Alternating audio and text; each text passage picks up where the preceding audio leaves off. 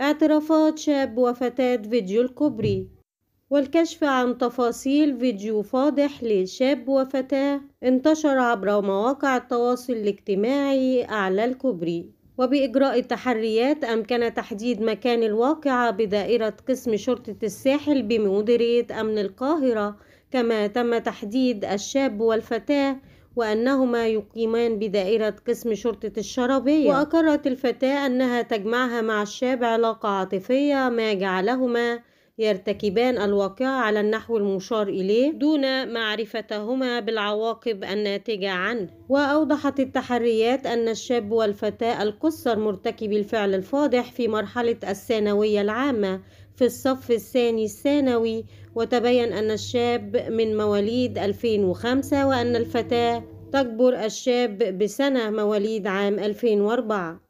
الحادث جعل متابعي مواقع التواصل الاجتماعي يستنكرون ما قام به الشاب من فعل فاضح وأعمال منافية مع الفتاة دون خوف من أي شيء، وسط غضب كبير من مشاهدي الفيديو وما حدث من الفتاة والشاب.